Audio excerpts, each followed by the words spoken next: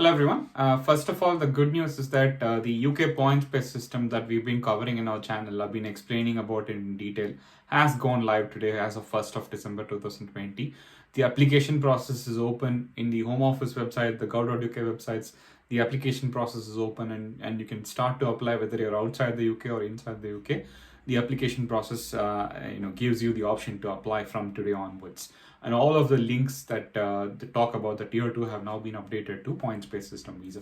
Last video I made, I was a bit skeptic because there wasn't a home office link that talked about the 1st December go live, even though a few of the websites were claiming about the 1st December go live. The emails from home office though were confirming that the 1st December could be a go live, and a lot of people had pointed to me out as well, and I also got the email, but I couldn't see the link online in a gov.uk website, which is why I was saying that let's look out for it. But as of today morning, all the links have been updated that I can see, and points-based system visa is now live, and you can apply using the new rules that we've talked about quite at length in our video. So if you have no idea about the points-based system, or if you still lack clarity, we've talked about the points-based system visa. What is the eligibility criteria? What is the salary criteria? What does job level mean? What should your salary be? The certificate of sponsorship, switching from a tier 2 ICT, why you could switch from a tier 2 ICT inside UK, what it means to apply from India, the job market, everything we've talked about in detail. I've done a Q&A video. I'll give you the links to those 4 or 5 videos that I've made, so you can watch that to get a clear idea of it.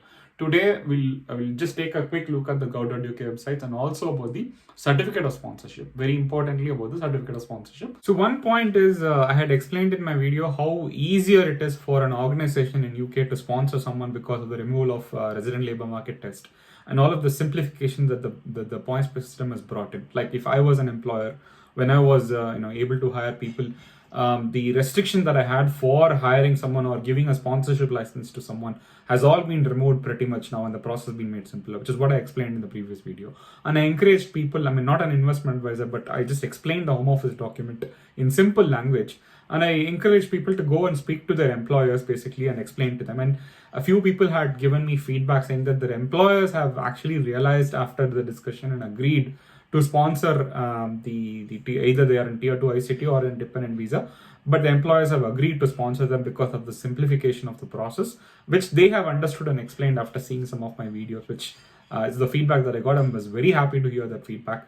If you were able to convince your employer or speak to your employer, do give me your feedback. It is a big encouragement for me to make these kind of videos. So I'll share the gov.uk links. Today I'm going to be using all of the gov.uk links, home office links. In the guidance document still, however, it still talks about, Jan 2021 as the start date or the applications being started. But except this guidance document link, everywhere else it has been updated to the 1st of December, the date. So this is what I was referring to when I mentioned in my last video, the guidance document still hasn't been updated. So if you go to the work visas link, there the tier 2 has been updated with the skilled worker visa. This is your starting page. If you want to find all of the information, you can basically start from here. The long-term work visa, the skilled worker visa has now been updated, which is the new points-based system visa, which is what they're referring to in all of their documents from this point onwards. So here there are 2 important links. One is apply from outside the UK. Another is the switch to this visa link for people who are already in UK in either tier 2 ICT or in a dependent visa category. So we'll just click on both those links and we'll actually talk about it for a couple of minutes each. The important point with regards to the switch to the visa is that we talked about, first we'll just click on this link so you'll know what I'm talking about. So people who've been in tier 2 ICT were always constantly asking me about the confusion from the page number 43 of the guidance document, where it still says that there is a cooling off period, and I've been telling them it is from one ICT to another ICT. And this document, this application process actually clarifies it in black and white basically. So where they're talking about, you can apply to switch to UK if you're already inside the UK on a different visa. And there are certain restrictions given who cannot apply to this visa. And you can clearly see tier 2 ICT and dependent visa is not there in this list. So obviously, we already spoken about that if you come on a tourist visa or if you come on a seasonal work visa, you can't switch to this visa. And if you do a 6-month course, for example, in UK, you can't switch to this visa. So There are criteria that we've already spoken about. The main point to notice, tier 2 ICT is not in there, which means that if you are in UK and tier 2 ICT, you can switch to this visa. If you are a dependent in UK, you can switch to this visa within the UK itself. So again, this is probably as clear as it can get for people who are in tier 2 ICT to be able to switch to this visa. And basically it talks about the fee structure and everything that we talked about. There is an apply now button. So if you are in UK, there is an online application process, very simple process that you can actually go ahead and continue.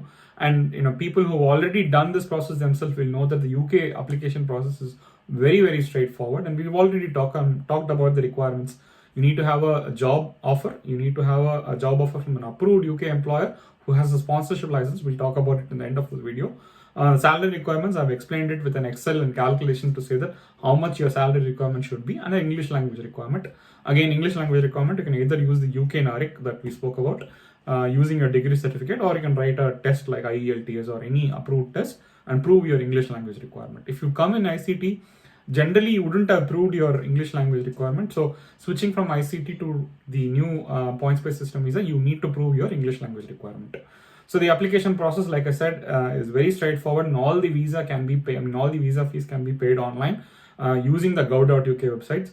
Do not go to any other websites. Do not go to a third-party website. Always go through a gov.uk website if you are going to continue the application process or make the application process.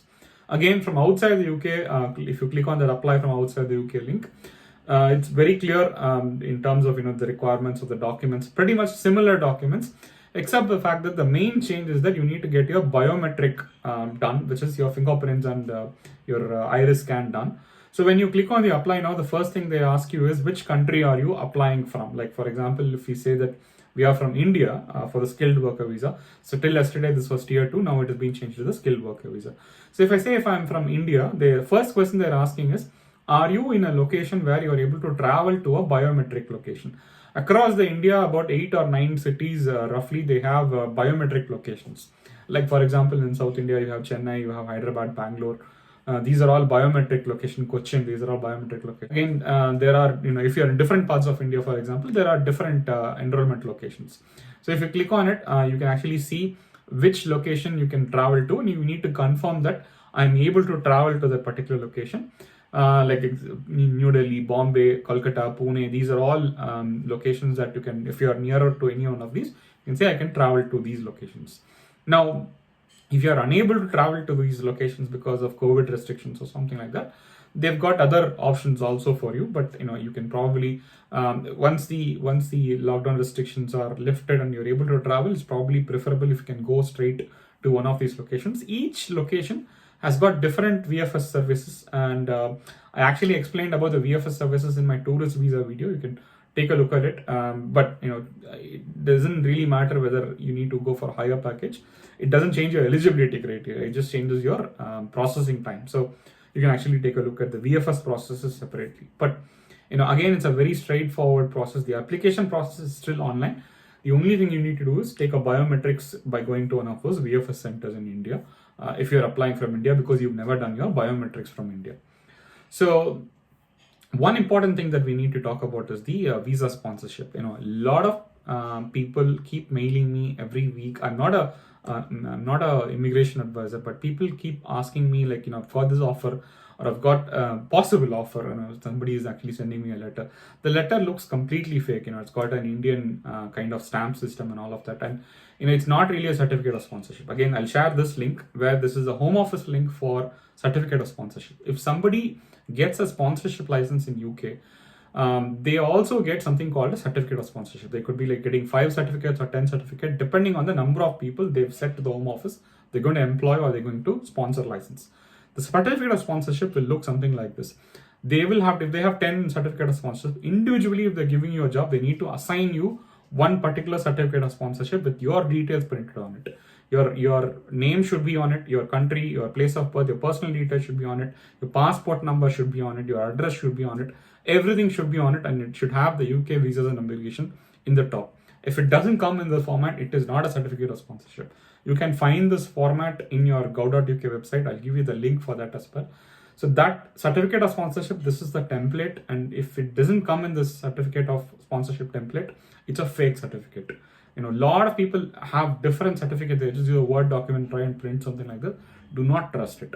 Most important things that you need to look at is sponsorship license number, sponsor name, certificate number, and the key thing that you need to look at is the date assigned.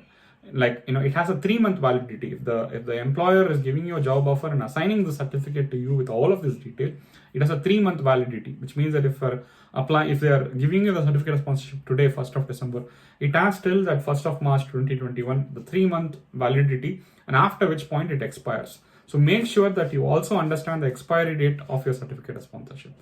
Now, this is the template where you need to get a certificate of sponsorship from an employer, and they will know. That guidance is also there in the Home Office document. And how do we find out, okay, somebody has given me this document, what if it's a fake? How do we find out if that employer is still genuine or not, right? So I have already talked about, how to find if an employer is genuine or not online, right? So you can actually go to the website where the list of sponsors are updated on a weekly basis by the Home Office, where they tell you that these are the list of sponsors within the UK. This is like, for example, this particular company has a sponsorship license for tier 2 or for the new points-based system, for example. So I'll share this link as well. This is available in gov.uk. All of the links are in gov.uk.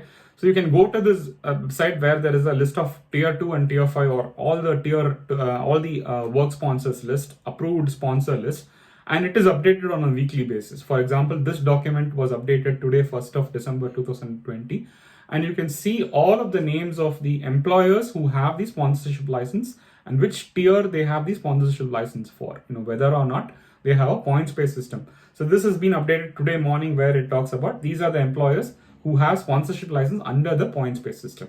And if you don't find your employer, if somebody is giving you an offer letter and if that company name doesn't appear here, you need to ask them, why is your company name not there in the registered list of sponsors? It could be a fake attempt, because a lot of people have actually paid money to fake companies which have created fake offer letters, saying that we'll be paying you £6,000 per month, £8,000 per month. And they've given fake offer letters and collected money from the people, which is why I'm giving this information basically. So make sure that if somebody gives you an offer letter, they are giving you the certificate of sponsorship, and also that their name appears on the list of registered sponsors. And you need to basically ask them why their name is not there in the certificate of in the registered sponsors list, and they need to give you a logical explanation why it's not there in that. Otherwise, they could be probably faking it. Also, one thing to look for is nobody will send you an email from a public domain email address like Gmail or Hotmail or something like that. Most probably, if it's like a Global Limited, for example, a company name, their email address will have something like a Global Limited. So the company name and the email address need to also correspond to each other. So that's how you can basically verify and validate whether the offer letter that you're getting is valid or not. Because a lot of times what they'll tell you is, we'll process this for you, give us this fees, and they'll ask you for like £500 or 1 lakh or 2 lakh or whatever amount, and you will end up paying that amount without even knowing that they have no legitimate links to this entire process, and all they're trying to do is fleece your money. Also, there is no necessity to go to a visa consulting or an immigration company, because the process is very straightforward. Everything is done online. When I came to UK, I did my own HSMP visa, I did my own Tier 1 visa processing. The application process was very, very simple and straightforward. And I know people who paid to top immigration and visa companies during the HSMP process, and their visas got rejected. And even today, a lot of these companies, they are collecting fees like 2 lakh or 3 lakh, and for doing nothing literally. The application process, if you actually go and look at it, it's like a 2-3 page application document where the requirements are only like 3 or 4 requirements, which you are going to anyway fulfill.